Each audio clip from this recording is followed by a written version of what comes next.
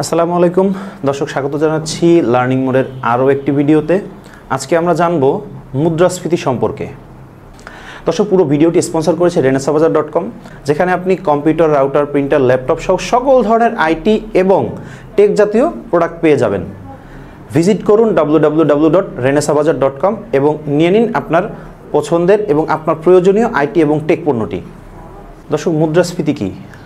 আমরা যদি খুব সহজ ভাষায় মুদ্রাস্ফীতি জানতে চাই, তাহলে মুদ্রাস্ফীতি হচ্ছে এমন একটি বিষয় যেখানে পণ্যের দামসমূহ ক্রমাগত বৃদ্ধি পায়, অর্থাৎ পণ্যের দামসমূহ ক্রমাগত বৃদ্ধি পাওয়াকে মুদ্রাস্ফীতি বলা হয়, অথবা অর্থের ক্রয় ক্ষমতা ক্রমাগত কমে যাওয়াকে মুদ্রাস্ফীতি বলা হয়।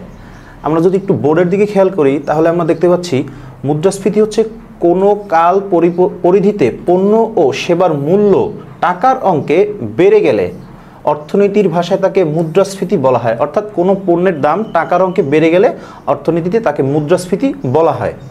সাধারণত পণ্য ও সেবার দাম বেড়ে গেলে স্থানীয় মুদ্রা দিয়ে ওই পণ্য বা সেবা ক্রয়ের বেশি পরিমাণ মুদ্রার প্রয়োজন হয়, কিংবা একই পরিমাণ মুদ্রা দিয়ে কোনো পণ্য ও সেবা কিনতে গেলে আগের চেয়ে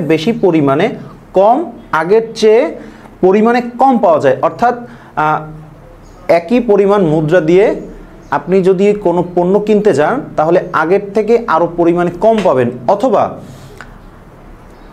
একই পরিমাণে পণ্য কিনতে গেলে আপনাকে আগের থেকে বেশি টাকা দিতে হবে। এটাই হচ্ছে মূলত মুদ্রাস্ফীতি। সুতরাং মুদ্রাস্ফীতির ফলে মানুষের ক্রয় ক্ষমতা কমে যায়, অথবা আমরা এক কথায় বলতে পারি অধিক পরিমাণ মুদ্রার প্রচলনকে মুদ্রাস্ফীতি বলা হয়। অর্থাৎ আমরা এক কথায় বলতে পারি অধিক পরিমাণ মুদ্রা প্রচলনকে মুদ্রাস্ফীতি বলা হয়। মুদ্রাস্ফীতির প্রধানত কারণ হচ্ছে 5টি। এছাড়াও আরও বিভিন্ন কারণে মুদ্রাস্ফীতি হয়। 5টি কারণ কি?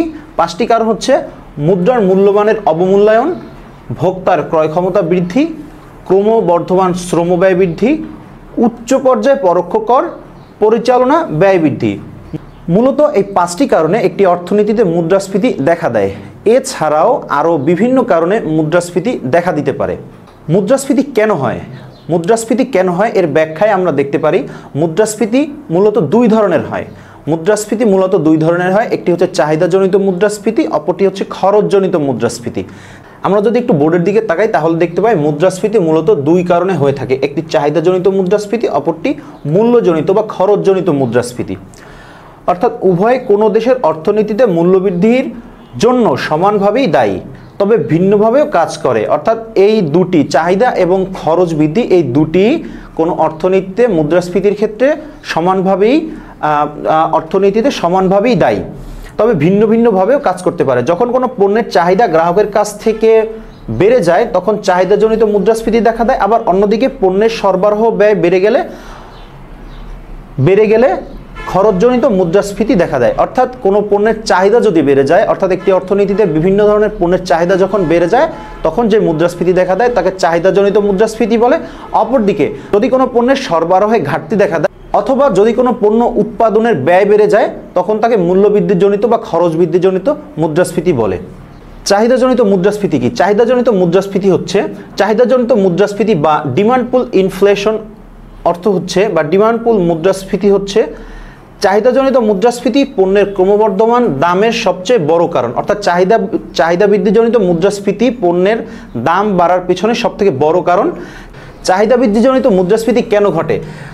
যখন মানুষের হাতে অতিরিক্ত অর্থ চলে আসে এবং এর ফলে তার চাহিদা বৃদ্ধি পায়, অথবা কালোবাজারি যত হবে তত জিনিসের দাম বেড়ে যাবে। জনসংখ্যা বৃদ্ধির কারণে চাহিদা বেড়ে যায়, সরকারের খরচ বৃদ্ধির কারণে চাহিদা বৃদ্ধিজনিত মুদ্রাস্ফীতি বেড়ে যায়, প্রয়োজনের অতিরিক্ত ভর্তুকি দিলে জিনিসের দাম বেড়ে যায়, সরকারের বৈদেশিক বাণিজ্যে ঋণ বাড়লে চাহিদাজনিত মুদ্রাস্ফীতি বেড়ে যায়। অর্থাৎ এই কারণগুলো মূলত চাহিদা বৃদ্ধিজনিত মুদ্রাস্ফীতির জন্য দায়ী। অপরদিকে আমরা খরচ বৃদ্ধিজনিত বা কস্টপুল ইনফ্লেশন বা খরচ বৃদ্ধিজনিত বা উৎপাদন খরচ বৃদ্ধিজনিত মুদ্রাস্ফীতির দিকে যদি তাকাই, তাহলে দেখতে পাই যখন কোনো জিনিস তৈরি করতে যে সামগ্রীগুলো লাগে তার দাম যখন বৃদ্ধি ঘটে বা তার দাম যখন বেড়ে যায়, তখন সামগ্রিকভাবে দ্রব্যটির মূল্য বৃদ্ধি ঘটে। অর্থাৎ কোনো দ্রব্য তৈরির ক্ষেত্রে যদি তার শ্রমব্যয় বা এই ইত্যাদি আনুষঙ্গিক খরচ যদি বেড়ে যায় তখন খরচ বৃদ্ধিজনিত বা উৎপাদন খরচ বৃদ্ধিজনিত মুদ্রাস্ফীতি দেখা দেয়।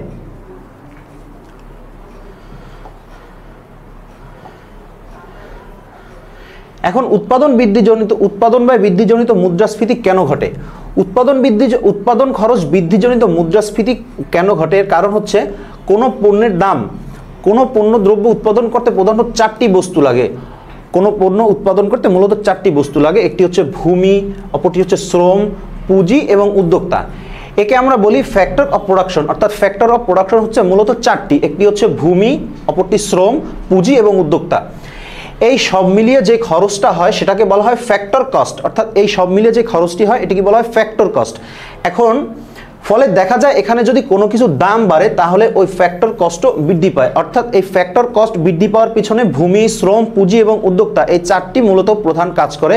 যদি কোনো ভূমির ভাড়া বা ভূমির দাম বা ভূমির কস্ট যদি বেড়ে যায়, অথবা শ্রমের দাম যদি বেড়ে যায়, শ্রমিকের মজুরি যদি, পারিশ্রমিক যদি বৃদ্ধি পায়, অথবা 4টির কোনো একটিতে যদি পরিবর্তন ঘটে তাহলে মূলত ফ্যাক্ট কস্ট বেড়ে যায়।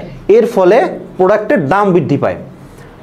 পাশাপাশি সেই দ্রব্যটি যখন বাজারে চলে আসে তখন তার উপর সরকার ভ্যাট চাপায়, তার উপর সরকার অপ্রত্যক্ষ কর চাপায়। তারপর সেটি বাজারি মূল্যে মার্কেট প্রাইস ঠিক হয়।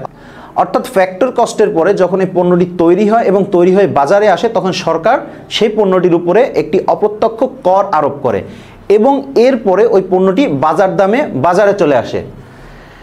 এবার যদি সরকার ট্যাক্স বাড়ায় তাহলেও জিনিসের দাম বাড়বে। এছাড়া আন্তর্জাতিক বাজারে খনিজ তেলের দাম বৃদ্ধি এর অন্যতম কারণ। খনিজ তেলের দাম বাড়া মানে ট্রান্সপোর্ট বা পরিবহনের দাম বেড়ে যাওয়া। অর্থাৎ এর পরেও যদি আন্তর্জাতিক বাজারে তেলের দাম বৃদ্ধি পায় তাহলে আন্তর্জাতিক বাজারে যদি তেলের দাম বৃদ্ধি পায় সেক্ষেত্রে পরিবহন ব্যয়ও বাড়ে।